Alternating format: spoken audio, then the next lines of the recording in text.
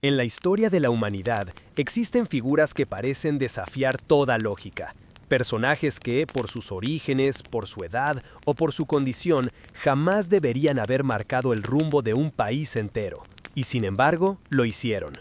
Una de esas figuras es Juana de Arco, una joven campesina, sin educación formal, nacida en un rincón humilde de la campiña francesa, que en apenas 2 años pasó de cuidar ovejas a comandar ejércitos, enfrentarse a reyes y cambiar para siempre la historia de Francia. Juana de Arco no fue una reina, no fue noble, ni siquiera pertenecía a una familia influyente. Fue hija de Jacques d'Arc y Isabelle Romé, agricultores comunes de Domremy, un pequeño pueblo en la región de Lorena. Nació alrededor del año 1412, en un tiempo donde Europa estaba marcada por la guerra, la peste y la desesperanza. Y sin embargo, su nombre sobrevivió siglos. ¿Por qué? Porque su vida encarna algo que nos toca a todos: el poder de la fe, de la convicción y de la valentía, incluso frente a lo imposible. Cuando pensamos en héroes, solemos imaginarlos como hombres poderosos, guerreros experimentados o líderes políticos con vastos recursos. Juana no era nada de eso. Era una adolescente, analfabeta, profundamente creyente y sin ningún entrenamiento militar. Y aún así, terminó siendo conocida como la doncella de Orleans, la mujer que levantó el ánimo de una nación y que logró lo que grandes generales no habían conseguido: dar a Francia una esperanza de victoria en plena Guerra de los 100 años. Pero su historia no es solo la de un triunfo militar, es también la de una lucha espiritual, de una mujer que creyó tener un propósito divino en medio del caos. Una mujer que escuchó voces que la guiaban, voces que le pedían lo impensable: dejar su aldea, desafiar a los poderosos y reclamar un destino que para cualquiera en su situación habría sido imposible. Y aquí nace lo verdaderamente inspirador. Porque más allá de las batallas, más allá de los castillos y las coronas, la historia de Juana de Arco nos recuerda algo fundamental: que las grandes transformaciones no siempre comienzan con poder ni riqueza, sino con una idea, con una certeza interior tan fuerte que nada puede apagarla. Su vida es testimonio de que la convicción personal puede mover ejércitos, cambiar naciones y trascender siglos. En esta serie de capítulos vamos a recorrer su camino, desde su niñez humilde hasta sus visiones místicas, desde la épica liberación de Orleans hasta su injusto juicio y su trágica muerte en la hoguera. Y en cada paso nos detendremos a reflexionar, porque Juana no fue solo un personaje histórico, fue un símbolo. El símbolo de lo que ocurre cuando una persona se atreve a creer que su voz, por pequeña que sea, puede cambiar la historia. Así empieza este viaje, el viaje hacia la vida y el legado de Juana de Arco, la joven campesina que escuchó un llamado, lo siguió hasta las últimas consecuencias y se convirtió en leyenda eterna. Para comprender la grandeza de Juana de Arco, primero debemos entender el mundo en el que nació. Porque un héroe no surge en tiempos tranquilos, surge cuando todo parece derrumbarse. A comienzos del siglo XV, Francia estaba sumida en uno de los periodos más oscuros de su historia, la Guerra de los 100 años. Un conflicto interminable entre Francia e Inglaterra que en realidad duró 116 años, con periodos de tregua y nuevas hostilidades. Lo que comenzó como una disputa por el trono francés se había transformado en una lucha por la supervivencia de una nación. En ese momento, el país estaba dividido en 3 grandes fuerzas. Por un lado, el rey de Inglaterra, Enrique VI, reclamaba el derecho a ser también rey de Francia, apoyado por un poderoso sector de nobles franceses conocidos como los borgoñones. Por otro lado, estaba el delfín Carlos, heredero legítimo de la corona francesa, pero con un poder débil y fragmentado, apenas reconocido por una parte del territorio. Y en medio de todo esto estaba la población: campesinos exhaustos, ciudades saqueadas, hambre, peste y desesperanza. Las invasiones inglesas habían conquistado regiones enteras, especialmente en el norte de Francia. Muchas ciudades se habían rendido sin luchar, otras eran arrasadas sin piedad. En 1415, en la famosa batalla de Azincourt, el ejército francés fue derrotado de manera humillante, perdiendo a gran parte de su nobleza militar. Esa derrota no solo fue un desastre bélico, fue un golpe al orgullo nacional. Francia, antaño poderosa, parecía incapaz de defenderse. El desastre se profundizó con el Tratado de Troyes de 1420, un acuerdo que marcó casi la condena final de la nación. En él, el rey Carlos VI de Francia, mentalmente inestable y manipulado por intereses externos, reconoció al rey inglés Enrique V como su heredero legítimo, despojando de sus derechos al propio Delfín Carlos, el futuro Carlos VII. En otras palabras, Francia estaba entregando su corona a Inglaterra. Para muchos franceses, aquello significó el fin de la esperanza. El pueblo estaba cansado. Había hambre por las cosechas destruidas, impuestos insoportables para mantener una guerra que parecía perdida, y una sensación general de abandono. En muchas aldeas, como Dombremi, el pueblo natal de Juana, la guerra se vivía de forma directa. Saqueos, quemas de casas, violencia contra campesinos indefensos. Las invasiones inglesas habían conquistado regiones enteras, especialmente en el norte de Francia. Muchas ciudades se habían rendido sin luchar, otras eran arrasadas sin piedad. En 1415, en la famosa batalla de Azincourt, el ejército francés fue derrotado de manera humillante, perdiendo a gran parte de su nobleza militar. Esa derrota no solo fue un desastre bélico, fue un golpe al orgullo nacional. Francia, antaño poderosa, parecía incapaz de defenderse. El desastre se profundizó con el Tratado de Troyes de 1420, un acuerdo que marcó casi la condena final de la nación.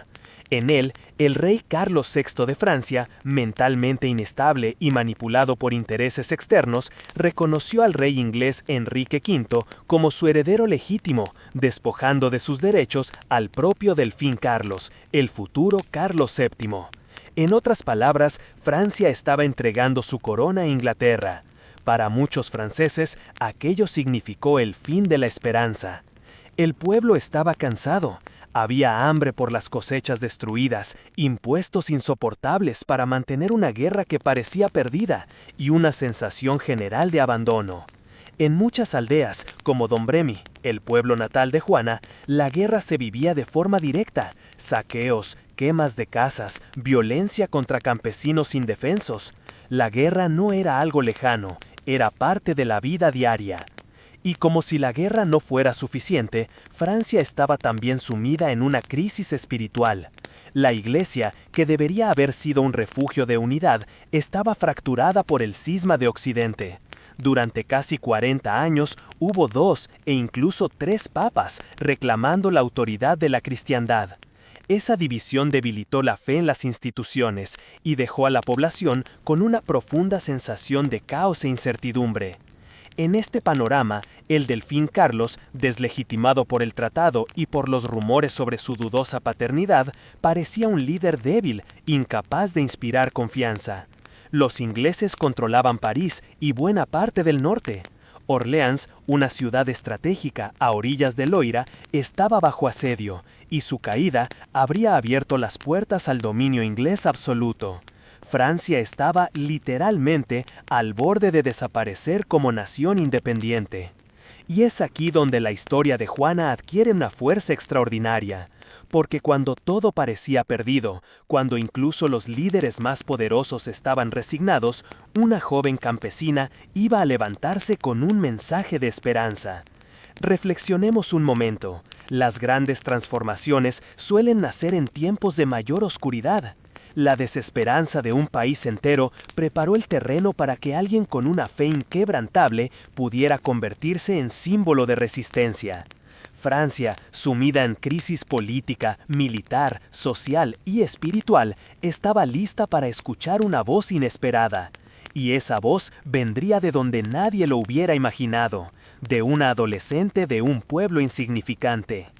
En esta Francia rota, fragmentada y al borde de la derrota, es donde realmente comienza la misión de Juana de Arco.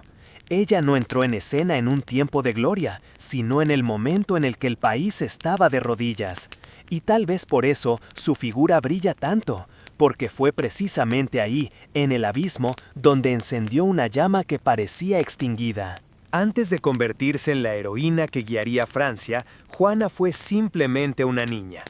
Y es en su infancia donde se revelan los cimientos de su fortaleza, de su fe y de la claridad moral que la acompañaría hasta su trágico final. Juana de Arco nació alrededor del año 1412 en Domremy, un pequeño pueblo de Lorena, entonces al este de Francia. Su familia era campesina, trabajadora y profundamente cristiana. Su padre, Jacques d'Arc, era un hombre firme, respetado por su comunidad, y su madre, Isabel Romé, se destacaba por su fe y dedicación a la educación religiosa de sus hijos. Juana creció rodeada de campos, ganado y bosques, una vida marcada por la rutina del trabajo agrícola, el ciclo de las estaciones y la simplicidad de la vida rural. Desde muy temprana edad, Juana se destacó por su carácter especial. Según los registros históricos, era apacible, obediente y al mismo tiempo decidida y valiente.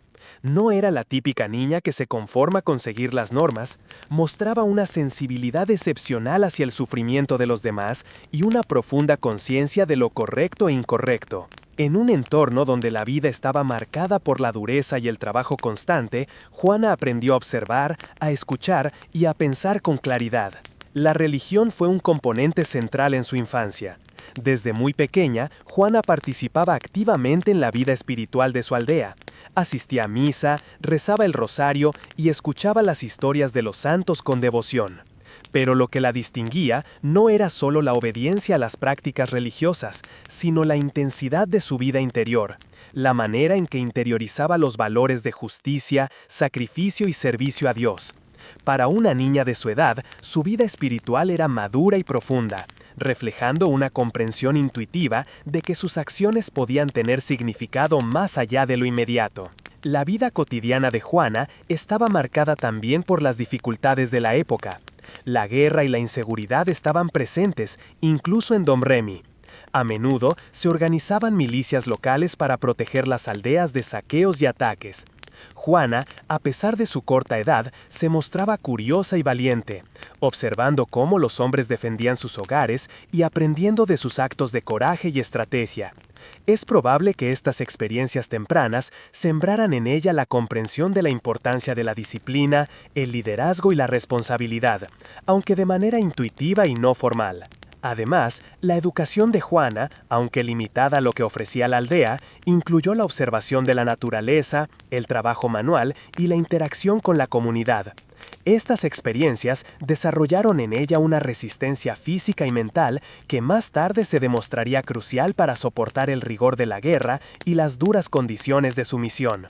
Cada tarea sencilla, cuidar ovejas, preparar alimentos, trabajar la tierra, no solo fortalecía su cuerpo, sino también su carácter, la paciencia, la perseverancia y la atención al detalle. Un aspecto fundamental de su infancia fueron las visiones y sueños que comenzaron a manifestarse alrededor de los 13 años. Según los relatos históricos y los testimonios que luego se presentaron en su juicio, Juana empezaba a escuchar voces y a tener apariciones de santos como San Miguel, Santa Catalina y Santa Margarita. Para muchos, esto podría parecer extraño o sobrenatural. Para Juana, era una guía clara, un llamado a cumplir un propósito divino. Ella entendió desde temprano que su vida tenía un significado mayor, aunque aún no conocía la magnitud de la misión que le esperaba. Lo más fascinante de esta época es cómo la combinación de humildad, disciplina, observación del mundo y fe profunda fue forjando un carácter extraordinario. La vida sencilla de Domremy, lejos de ser un obstáculo, se convirtió en un terreno fértil para el desarrollo de la resiliencia, la claridad moral y la fuerza interior de Juana. La historia nos recuerda que no necesitamos títulos ni riquezas para formarnos como líderes. A veces, las experiencias más simples, la observación del entorno y la conexión con los valores fundamentales de la vida son suficientes para preparar a alguien para su destino. En este contexto, es importante reflexionar. Juana de Arco no surgió de la nada. Su infancia fue un entrenamiento silencioso. Cada rezo, cada paseo por el campo, cada acto de ayuda a sus vecinos, cada lección sobre el bien y el mal, la preparaba para una tarea que cambiaría la historia de un país entero. Su grandeza no surgió de la arrogancia ni de la fuerza, sino de la combinación de humildad, fe, valentía y claridad moral cultivadas desde la niñez en un entorno lleno de desafíos, pero también de enseñanza y crecimiento espiritual. Así, antes de ser guerrera, antes de portar la armadura o comandar ejércitos, Juana ya había comenzado a forjar lo que sería su mayor fortaleza: un espíritu inquebrantable, una fe absoluta en su misión y la convicción de que incluso una joven campesina podía, con valor y determinación, enfrentar un mundo dividido y desalentador. La semilla de la leyenda se había plantado, silenciosa, en los campos de Domremy. Todo gran viaje comienza con un llamado. Para Juana de Arco, ese llamado no fue humano, no fue político, ni siquiera militar. Fue espiritual. Fue la voz de lo divino, la que transformó a una niña campesina en la heroína de Francia.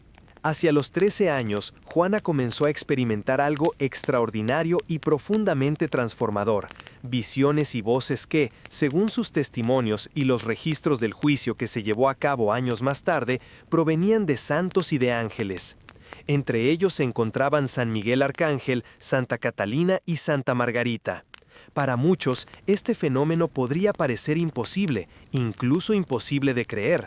Para Juana era una realidad concreta, tangible, que guiaba cada decisión que comenzaba a tomar. Estas visiones no surgieron en un contexto de lujo o de poder, surgieron en la modestia de su hogar, en los campos de Domremy, rodeada de la simplicidad y la rutina del trabajo agrícola. La naturaleza, la soledad y la intimidad con la fe católica probablemente amplificaron su sensibilidad espiritual. Juana relataba que estas voces le hablaban claramente, dándole instrucciones, consuelo y advertencias, pero también un mensaje urgente. Francia necesitaba ser salvada y ella tenía un papel decisivo en esa misión. Históricamente, las voces de Juana fueron objeto de profundo escrutinio. Cuando fue juzgada por herejía, los inquisidores ingleses trataron de presentarlas como un engaño o una locura. Sin embargo, los registros muestran que Juana mantuvo coherencia, claridad y firmeza al describir estas experiencias durante años. No hablaba en metáforas confusas, hablaba con la certeza de quien está convencido de un propósito superior. Para ella, la realidad de estas voces era tan palpable como la vida misma. Pero lo más fascinante de este fenómeno no es solo que escuchara voces, sino cómo esas voces moldearon su carácter y su destino. Le enseñaron disciplina, paciencia y coraje.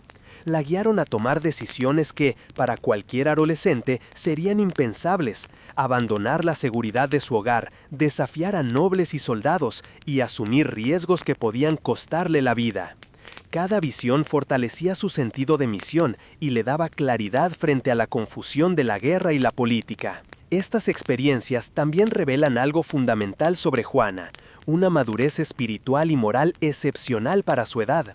Mientras otros jóvenes buscaban diversión o alivio de las preocupaciones diarias, Juana reflexionaba sobre el bien y el mal, sobre la justicia y la responsabilidad, sobre el destino de su pueblo y la voluntad de Dios. Su vida interior era intensa, constante, y la preparaba para decisiones de enorme responsabilidad que no se enseñarían en ninguna escuela o academia militar. Desde un punto de vista histórico y psicológico, es interesante notar que la aparición de estas voces coincidió con un momento crítico. Francia estaba al borde del colapso, la legitimidad del delfín estaba en duda y el desánimo se extendía entre la población.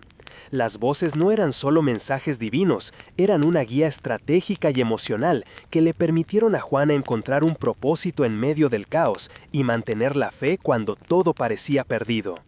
Cada instrucción, cada consejo espiritual era un paso hacia la formación de una líder capaz de inspirar a otros a superar el miedo y la desesperanza. Otro aspecto esencial es cómo Juana interpretaba estas visiones, no como un capricho personal, sino como una misión sagrada al servicio de Francia y de Dios. Nunca buscó fama ni poder, su motivación era completamente altruista y profundamente religiosa.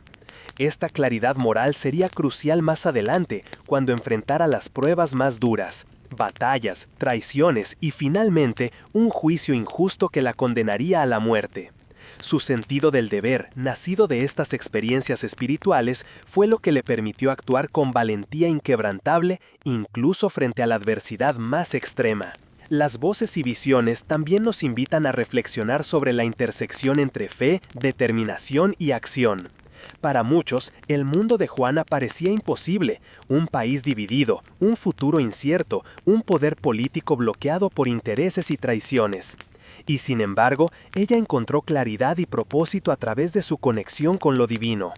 Esto nos enseña algo profundo. Cuando la vida parece desordenada y los desafíos insuperables, tener un propósito claro, ya sea espiritual, moral o ético, puede transformar la incertidumbre en acción decisiva. En resumen, las voces que Juana escuchó no fueron simples alucinaciones ni fantasías de una niña aislada. Fueron la chispa que encendió su misión, la brújula que la guió por caminos de peligro y grandeza. Cada mensaje, cada aparición, la preparó para enfrentar lo imposible, liderar ejércitos, inspirar a un pueblo abatido y desafiar a la élite política de su tiempo.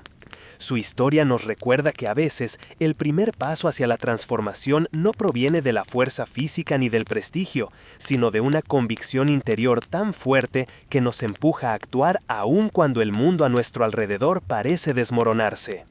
Juana de Arco escuchó ese llamado y decidió seguirlo sin dudar. A veces, los momentos que definen una vida llegan disfrazados de imposibilidad.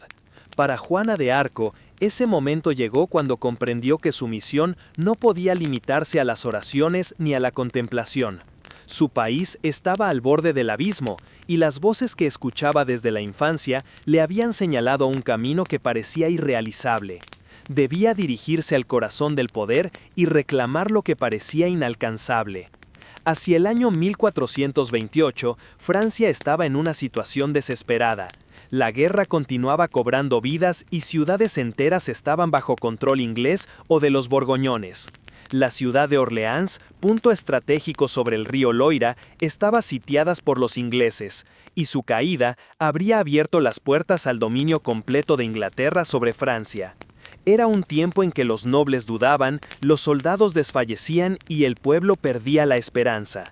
La situación era tan crítica que cualquier intento de resistencia parecía inútil. Fue en este contexto cuando Juana, con apenas 17 años, decidió que debía actuar. Para cualquier otra persona, incluso para los líderes más experimentados, la idea de que una adolescente campesina pudiera presentarse ante cortesanos, generales y reyes habría sido absurda. Pero Juana no se veía a sí misma como alguien ordinario, se veía como una mensajera de Dios con una responsabilidad sagrada que trascendía su propia vida.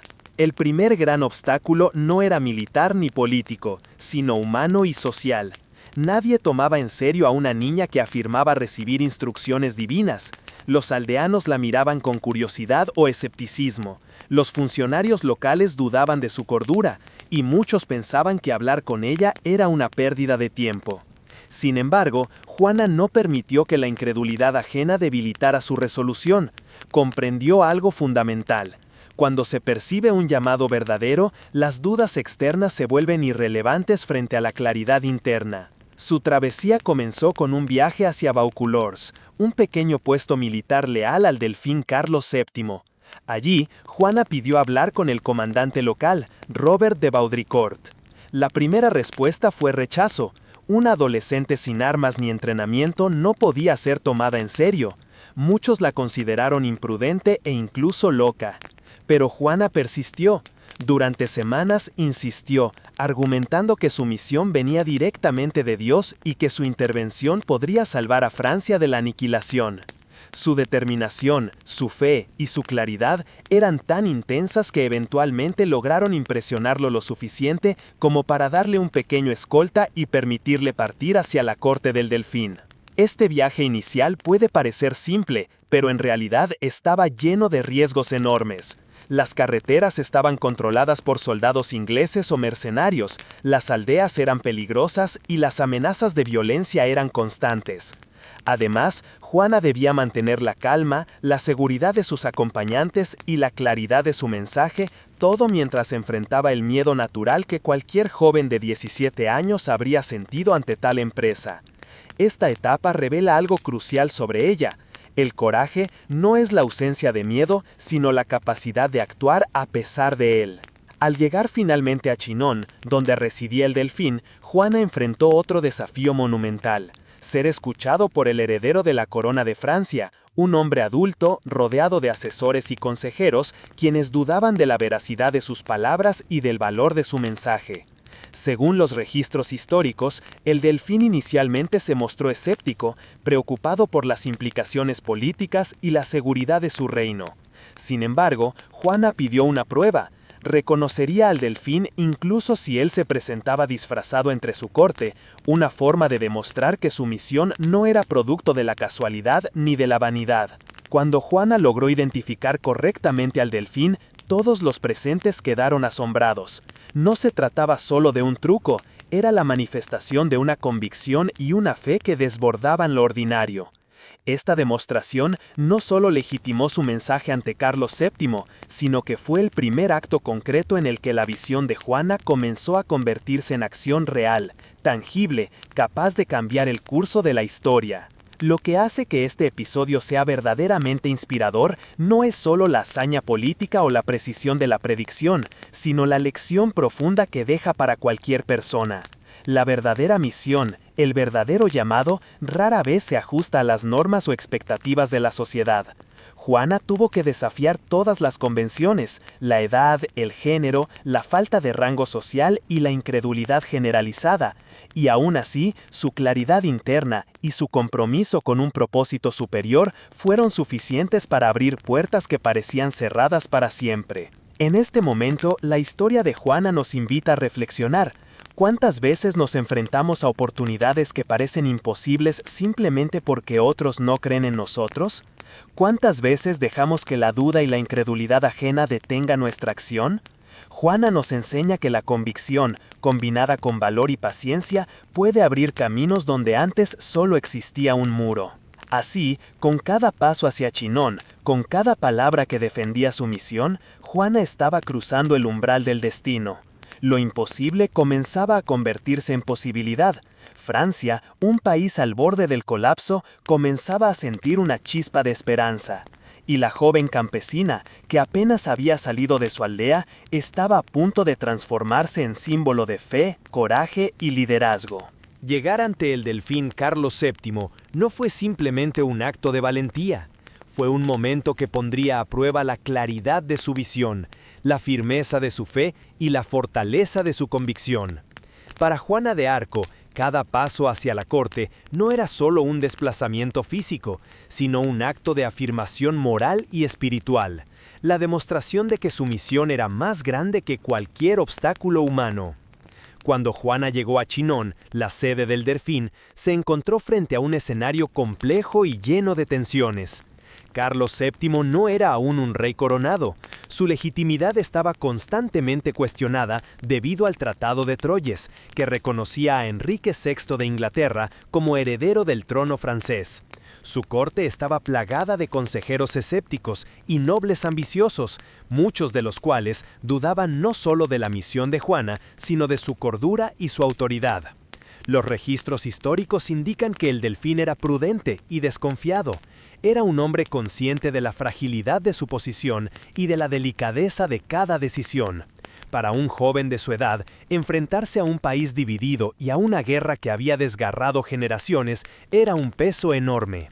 Y sin embargo, Juana no se presentó como una súplica ni como una amenaza. Se presentó como mensajera de Dios, con la confianza absoluta de que su propósito era verdadero y necesario.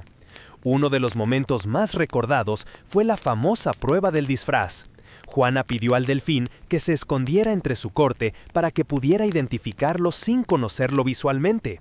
Esto no era un acto de adivinación ni un juego de azar, era un acto de fe y de discernimiento moral, una forma de demostrar que su misión estaba guiada por lo divino y no por la ambición o el engaño. Cuando lo reconoció correctamente, la corte quedó impresionada. Este acto no solo validó la veracidad de sus visiones, sino que estableció un lazo de confianza entre una joven campesina y un príncipe deslegitimado, un vínculo que sería fundamental para el futuro de Francia. La importancia de este momento va más allá del reconocimiento físico. Juana estaba demostrando autoridad moral y liderazgo espiritual en un mundo dominado por hombres poderosos y convenciones rígidas. No tenía ejército, no tenía título nobiliario, pero poseía algo más poderoso: claridad de propósito, valentía y una fe absoluta. Carlos VII, consciente de su debilidad política, entendió que esta joven podía ser más que una inspiración, podía ser un símbolo capaz de unificar a Francia. Después de ganar la confianza del Delfín, Juana recibió su primer patrocinio oficial. Fue autorizada a vestir armadura y portar estandarte, símbolos que representarían tanto su misión como la legitimidad del Delfín. Cada detalle de esta preparación tenía un propósito estratégico y simbólico. Juana no sería una comandante tradicional, sino un símbolo viviente de esperanza, capaz de inspirar a tropas desmoralizadas y ciudadanos desesperados. En términos históricos, este periodo también fue crucial para establecer su autoridad frente a la jerarquía militar. Los comandantes veteranos eran inicialmente escépticos. Algunos dudaban que una joven pudiera liderar soldados ni siquiera entrenados en su totalidad. Sin embargo, Juana no buscó imponerse por la fuerza, sino por ejemplo y convicción. Su disciplina, su coraje y su claridad de misión convencieron incluso a los más experimentados de que su liderazgo no era casual ni efímero, sino necesaria. Desde un enfoque reflexivo, la prueba ante el Delfín enseña algo profundo. La autoridad y el liderazgo no siempre nacen del poder o del rango, a veces nacen de la convicción, la coherencia y la claridad moral. Juana nos recuerda que incluso una persona aparentemente pequeña, sin influencia y recursos materiales, puede inspirar y movilizar a otros si actúa con integridad, valentía y un propósito firme. Además, este episodio nos invita a reflexionar sobre el papel de la confianza y la percepción en la historia. Carlos VII estaba atrapado entre la duda y la desesperanza, pero Juana ofreció algo intangible, una visión clara y convincente de lo que Francia podía ser si seguía su camino. La confianza que logró generar no fue producto de palabras vacías, ni promesas irreales, sino de la coherencia entre sus acciones, su fe y su propósito. Esa coherencia se convirtió en un instrumento más poderoso que cualquier ejército, plan estratégico o tratado político. En definitiva, la prueba ante el Delfín fue más que un momento de reconocimiento, fue un umbral decisivo en la transformación de Juana de Arco. Allí dejó de ser simplemente una niña campesina con visiones para convertirse en líder moral, guía espiritual y símbolo de esperanza. Cada mirada, cada palabra y cada acción construyeron la autoridad que necesitaba para enfrentar desafíos impensables, comandar ejércitos, inspirar a un pueblo abatido y desafiar a los invasores más poderosos de la época. Así, con el reconocimiento del Delfín, con la aceptación de su misión y con la preparación para liderar, Juana estaba lista para el próximo paso: convertir la fe en acción, la visión en estrategia y la esperanza en victoria. Francia estaba a punto de conocer la fuerza de una joven que, guiada por la convicción y la claridad moral, demostraría que incluso en la desesperación, la determinación puede cambiar el curso de la historia. No todos los héroes empuñan la espada. Algunos lideran con convicción. Juana de Arco, sin experiencia militar formal, transformó su fe en una fuerza tangible capaz de inspirar y movilizar a un país entero. Su armadura no solo la protegía de las flechas y lanzas enemigas, simbolizaba la fuerza interior de una mujer que no conocía el miedo. Una vez ganada la confianza del Delfín Carlos VII, Juana recibió su primer armamento y estandarte, elementos simbólicos y estratégicos que marcarían su papel en la guerra. La armadura que portaba, hecha a medida, era pesada, incómoda y restrictiva, diseñada para protegerla en combate. Sin embargo, ella la llevó no como un adorno, sino como una extensión de su misión, recordando a todos que su propósito no era la gloria personal, sino la salvación de su país. Juana asumió un rol único dentro del ejército francés. No era general al sentido tradicional, ni participaba directamente en la estrategia de combate como lo hacían los nobles con experiencia militar. Su liderazgo estaba basado en inspirar, motivar y reforzar la moral de los soldados. En un ejército desmoralizado, donde muchos combatientes dudaban de sus líderes y del futuro de Francia, su sola presencia se convirtió en símbolo de esperanza. Los hombres que habían visto ciudades caer y compañeros morir comenzaron a sentir que la victoria era posible, simplemente porque ella creía que era inevitable. Su participación en el ejército estaba acompañada de estricta disciplina y fervor religioso. Juana insistía en que los soldados mantuvieran la moral, rezaran antes de cada batalla y actuaran con honor. No permitía saqueos indiscriminados ni crueldad injustificada, recordando que su misión no era solo militar, sino ética y espiritual. Esta combinación de coraje, disciplina y valores morales fue fundamental para consolidar su autoridad y la lealtad de las tropas. El entrenamiento previo a la batalla incluía la instrucción en el uso del estandarte y la comunicación de órdenes en medio del caos. Juana portaba el estandarte en lugar de un arma ofensiva, una decisión estratégica y simbólica. Era el corazón visible del ejército, una guía que indicaba dónde debía concentrarse la esperanza y la resistencia. Los soldados, al ver su estandarte en el campo de batalla, encontraban un motivo para resistir, avanzar y protegerse unos a otros. No luchaban solo por territorio o dinero, luchaban por la idea de un futuro posible, y Juana era el faro que los guiaba. Uno de los momentos más trascendentales de esta etapa fue la preparación para el asedio de Orleans. La ciudad, bajo asedio inglés desde octubre de 1428, estaba al borde del colapso.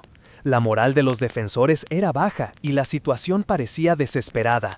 Juana llegó con un ejército que no era más fuerte en número que el enemigo, pero con algo que ninguna fuerza podía cuantificar: determinación, claridad de propósito y un símbolo de esperanza tangible. Históricamente, su participación no consistió únicamente en inspirar. Juana participaba activamente en la planificación de ataques, proponía estrategias audaces y era conocida por avanzar en la primera línea, alentando a los soldados con palabras y gestos. Su presencia directa tenía un impacto psicológico poderoso. El enemigo veía no solo a un ejército, sino a una joven mujer que parecía guiada por un destino invencible, y eso debilitaba la moral inglesa mientras fortalecía la francesa. Desde un punto de vista reflexivo, lo que hace épica esta etapa de su vida no es solo la valentía física, sino la capacidad de transformar la fe en acción concreta y colectiva. Juana nos recuerda que la verdadera fuerza no proviene únicamente de la habilidad o del rango, sino de la convicción firme, la coherencia entre valores y acciones y la capacidad de inspirar a otros a actuar hacia un propósito común. Su liderazgo demuestra que incluso quien carece de experiencia formal puede cambiar la realidad si posee claridad moral y valentía. Además, esta fase de su vida nos invita a meditar sobre la relación entre sacrificio, responsabilidad y propósito. Cada jornada, cada riesgo que Juana asumía no era un acto de heroísmo personal, sino una manifestación de su compromiso con algo más grande que ella misma, la libertad y la salvación de Francia. Sus acciones nos enseñan que la verdadera grandeza surge cuando el propósito trasciende los límites del ego y se convierte en un servicio tangible hacia los demás. Así, cuando Juana de Arco emergió como la doncella guerrera, Francia no solo recibió una líder militar, sino un símbolo de esperanza en un momento de oscuridad absoluta.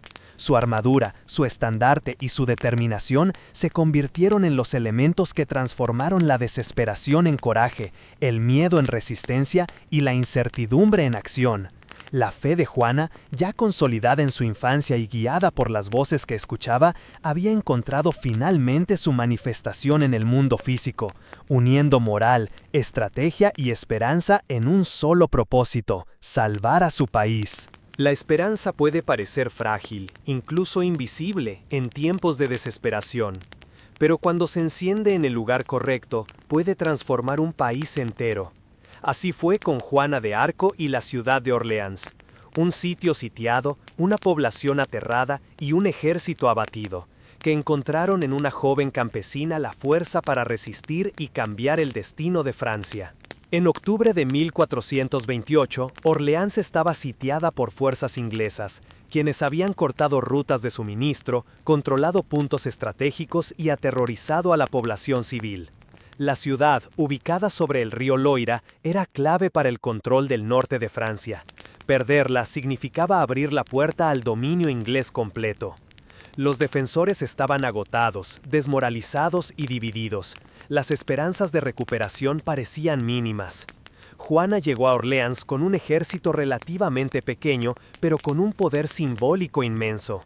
No llevaba armas de destrucción masiva, ni recursos superiores. Llevaba determinación, coraje y un mensaje de esperanza tangible.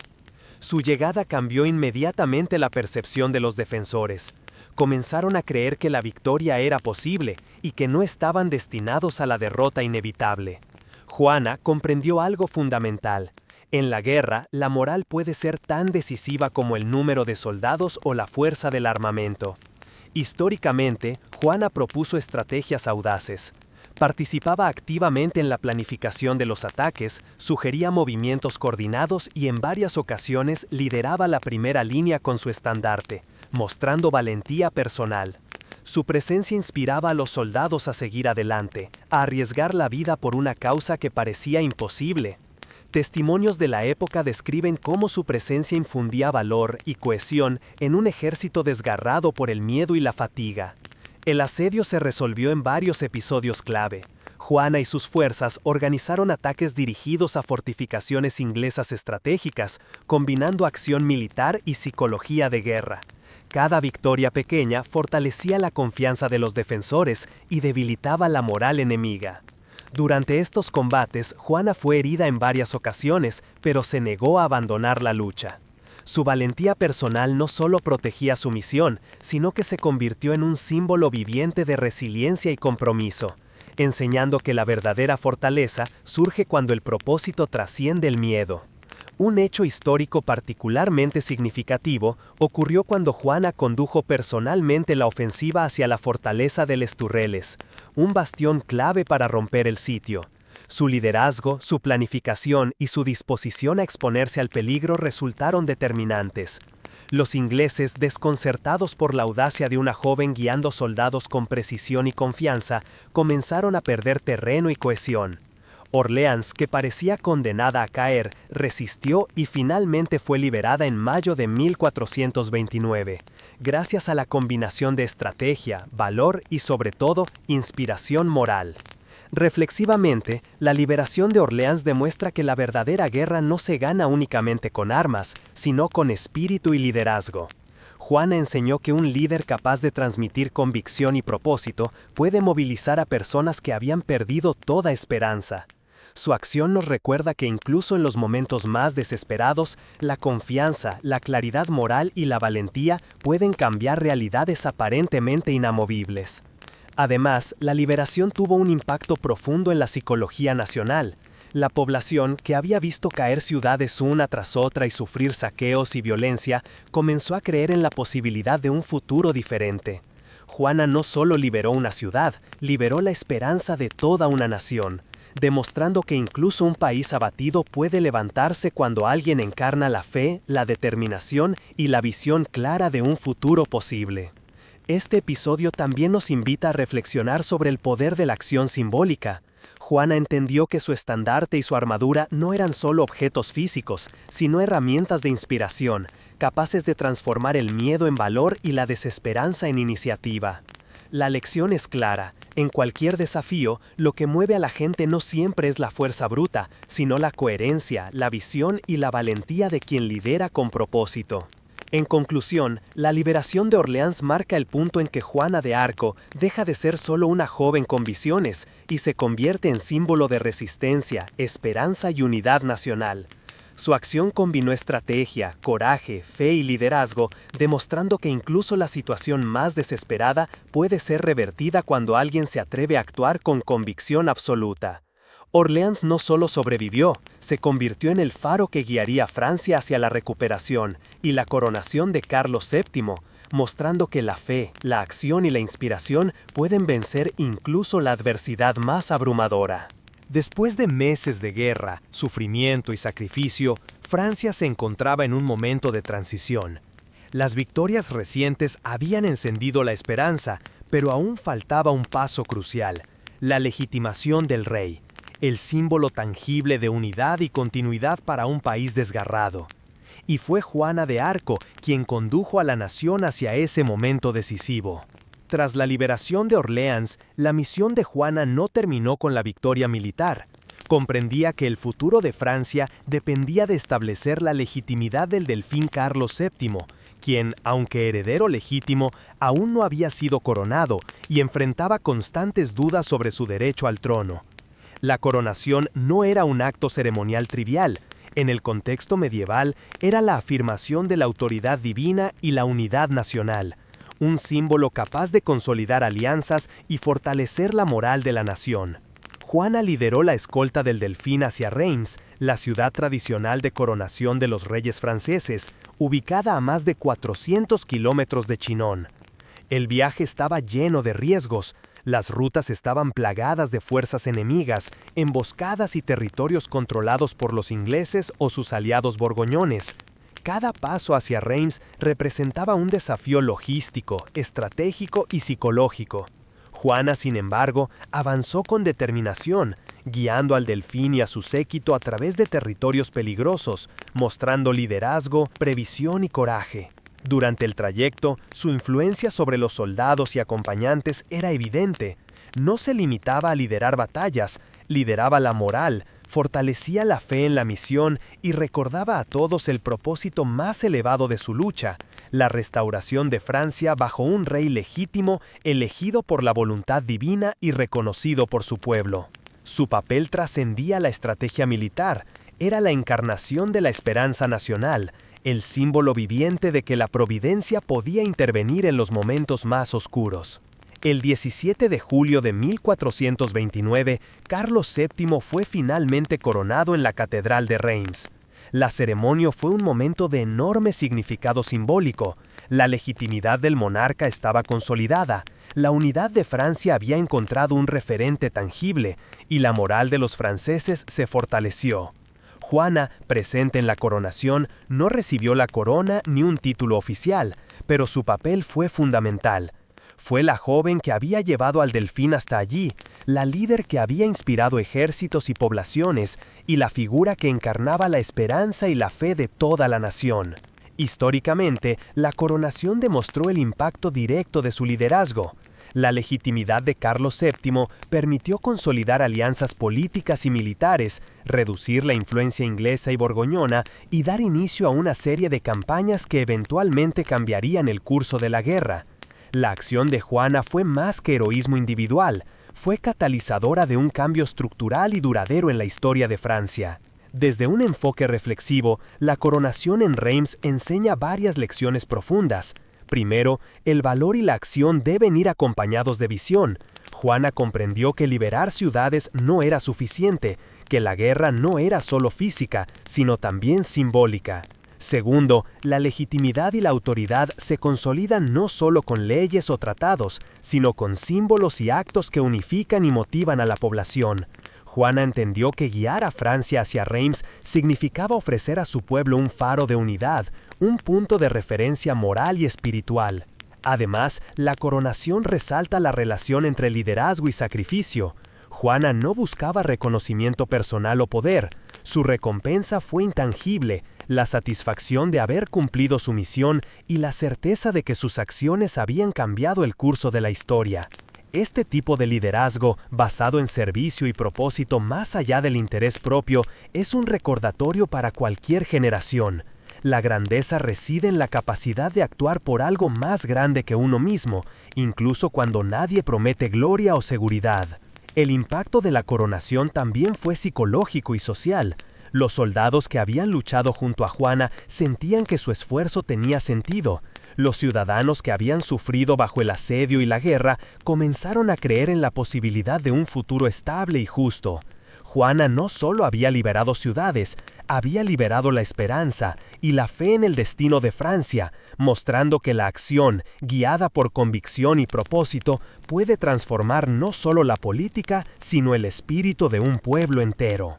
En resumen, la coronación en Reims no fue solo un acto de legitimación política, sino el triunfo de la fe, del liderazgo moral y del poder de una persona para inspirar a una nación.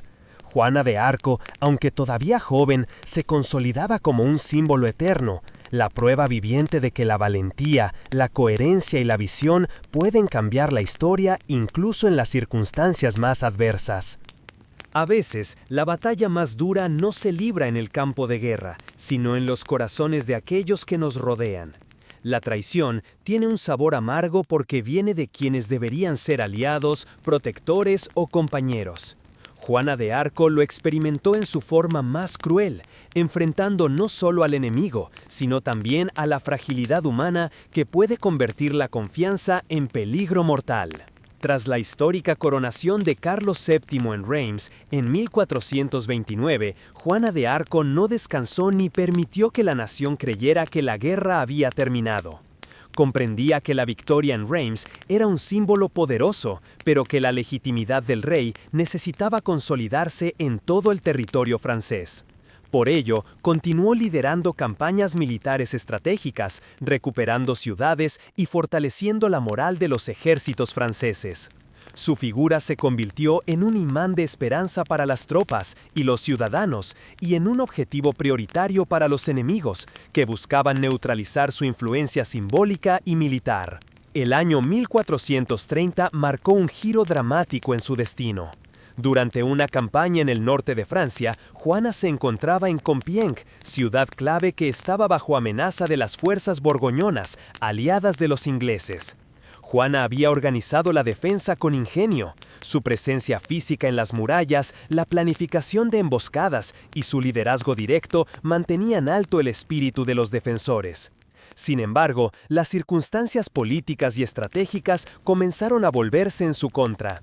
La traición no vino del enemigo directamente, sino de la descoordinación y la falta de apoyo de aliados locales. Algunos comandantes que deberían haberla protegido cedieron ante el enemigo, abandonaron posiciones críticas o retrasaron refuerzos esenciales. Esta vulnerabilidad abrió la puerta a su captura.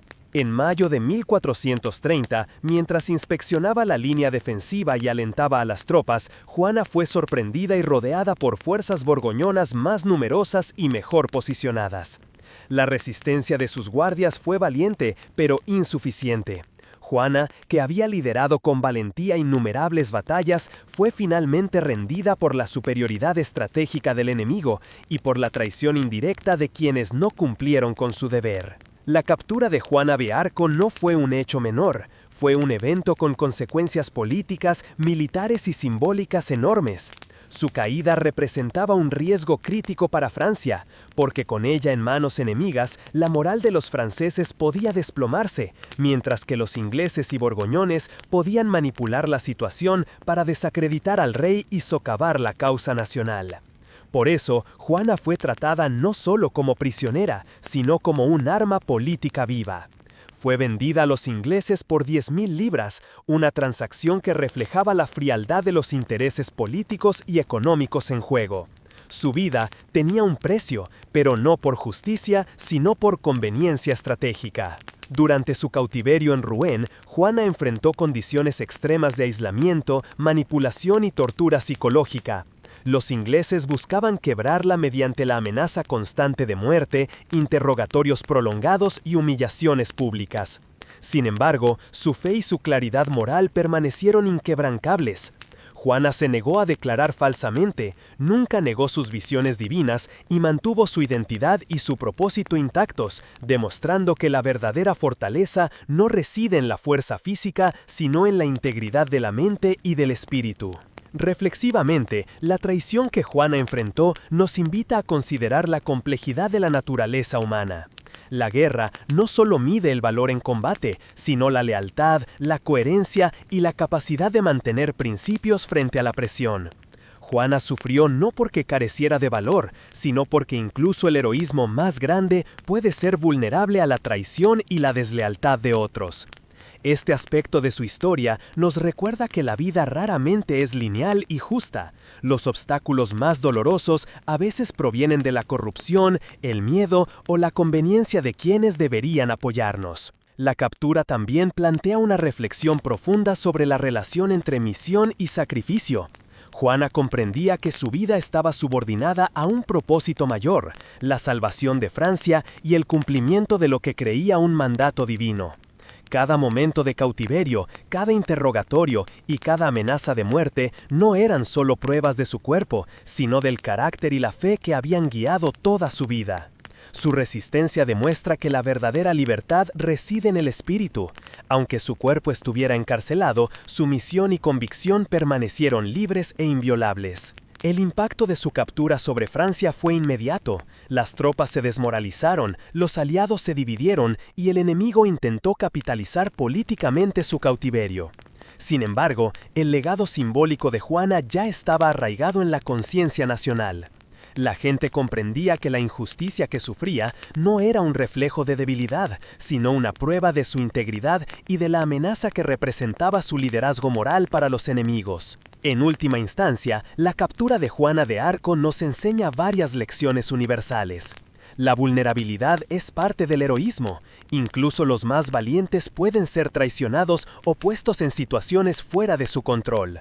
La verdadera fortaleza se mide por la coherencia moral. Juana permaneció fiel a sus principios y a su fe, aun cuando todo su mundo estaba en contra de ella. El sacrificio puede trascender la injusticia. La injusticia que sufrió se convirtió en un legado que inspiraría generaciones, mostrando que la verdad y la integridad tienen un poder que ninguna traición puede destruir. Juana de Arco nos enseña que, aunque la vida pueda estar llena de traiciones, injusticias y obstáculos aparentemente insuperables, la grandeza y la fortaleza residen en mantener la fe, la convicción y el propósito, incluso cuando el mundo intenta quebrarnos. Su captura, lejos de ser solo un episodio de derrota, se convierte en un testimonio de coraje, resiliencia y liderazgo ético que trasciende el tiempo. La verdadera batalla de un héroe no siempre se libra en el campo de batalla, sino en los tribunales de la injusticia y la traición, donde la fuerza bruta y la corrupción buscan aplastar la verdad. Juana de Arco, tras ser traicionada y capturada, se enfrentó a un tribunal diseñado para destruirla, y allí mostró que la verdadera fortaleza no reside en la espada, sino en la fe, la integridad y la coherencia moral. Tras su captura en Compiègne en 1430 y la venta a los ingleses, Juana fue trasladada a Rouen, ciudad bajo control inglés y sede de la corte que juzgaría su destino. Este juicio no era un proceso de justicia objetiva, sino un instrumento político cuidadosamente diseñado para desacreditar su autoridad, su papel en la coronación de Carlos VII y su influencia sobre el pueblo francés. La acusación debía convertirla en un símbolo de herejía y superstición, neutralizando así el impacto moral y simbólico que había generado en Francia. El tribunal estaba compuesto por clérigos leales a los intereses ingleses y borgoñones, hombres instruidos en teología y derecho, pero con un objetivo más político que judicial. Desde el inicio, Juana fue aislada, vigilada constantemente y amenazada con la muerte, lo que revela que los acusadores temían no su fuerza física, sino el poder de su presencia moral y espiritual. Esta combinación de presión psicológica y manipulación legal estaba destinada a quebrarla y forzarla a negociar su dignidad a cambio de la vida, un dilema extremo que pocos podrían soportar. Durante los interrogatorios, Juana fue cuestionada sobre todos los aspectos de su vida, sus visiones, sus misiones, sus palabras y su comportamiento en el campo de batalla. Los jueces buscaban encontrar contradicciones o inconsistencias que pudieran ser presentadas como evidencia de engaño o brujería. Juana respondió siempre con claridad, firmeza y coherencia, demostrando un entendimiento sorprendente de la ley, la teología y la política, a pesar de su falta de educación formal. Cada respuesta no solo defendía su honor, sino que reafirmaba su misión y su fe. Uno de los puntos más polémicos del juicio fue su uso de ropa masculina. Durante las campañas, Juana había optado por vestir armadura y ropa de hombre por seguridad y practicidad, ya que su ropa habitual de mujer la habría expuesto a peligros físicos y a ataques. Los jueces interpretaron esto como herejía y desobediencia a las normas eclesiásticas. Juana explicó con sencillez que su vestimenta no era un acto de desafío moral, sino una medida de protección y necesidad práctica, demostrando su capacidad de razonar y su coherencia ética. La intención detrás de la acción es tan importante como la acción misma. El tribunal también buscó desacreditar su relación con Dios y sus visiones. Se le preguntó si las voces que escuchaba eran verdaderamente divinas o si provenían del demonio. Juana respondió con firmeza que solo actuaba bajo la voluntad de Dios, que sus acciones estaban inspiradas por un propósito superior y que no había intención de engañar o manipular a nadie. Esta resistencia frente a la presión no era solo un acto de fe, sino una declaración de autoridad moral. Su integridad no dependía de la aceptación humana, sino de la coherencia con su convicción espiritual. A lo largo del juicio, Juana sufrió torturas psicológicas, aislamiento y amenazas de muerte, condiciones diseñadas para quebrar su mente y obligarla a confesar falsamente. Sin embargo, su comportamiento fue consistente, mantuvo su dignidad, defendió la verdad y mostró un autocontrol extraordinario frente a la injusticia absoluta. Incluso en medio de estas condiciones extremas, su coherencia y claridad moral sirvieron como testimonio de que la autoridad y el poder pueden ser manipulados, pero la integridad interior es inviolable. Finalmente, el tribunal emitió la condena el 30 de mayo de 1431, acusándola de herejía y desobediencia. La ejecución fue planeada de manera cruel. Juana fue quemada en la hoguera en Rouen con apenas 19 años, mientras su fe y dignidad permanecían intactas. Históricamente, este acto buscaba no solo eliminar a una líder militar, sino destruir un símbolo que había unido a Francia y fortalecido la moral de un país devastado por la guerra. Sin embargo, la consecuencia fue exactamente la opuesta. Su muerte transformó a Juana en un símbolo de resistencia, integridad y fe que ningún tribunal ni enemigo pudo borrar. Reflexivamente, el juicio y la condena de Juana de Arco revelan varias lecciones universales. La verdadera justicia no siempre se reconoce en el momento. Los jueces humanos pueden estar motivados por miedo, ambición o intereses políticos, pero la integridad trasciende la corrupción temporal. La fortaleza moral puede resistir la violencia y la manipulación. Juana demostró que aunque el cuerpo esté limitado o amenazado, la mente y el espíritu pueden permanecer libres y coherentes. El liderazgo basado en convicción y propósito supera la autoridad impuesta. Juana no necesitaba títulos ni poder formal para guiar ejércitos, inspirar pueblos y desafiar a los poderosos. Su coherencia moral la convirtió en un referente eterno. El juicio de Juana también plantea una reflexión profunda sobre la relación entre fe, ética y poder. Las autoridades intentaron controlarla mediante normas, miedo y presión, pero nunca pudieron obligarla a comprometer su verdad interna. Esto demuestra que la verdadera autoridad moral no depende del reconocimiento externo, sino de la fidelidad a los principios y propósito más elevado.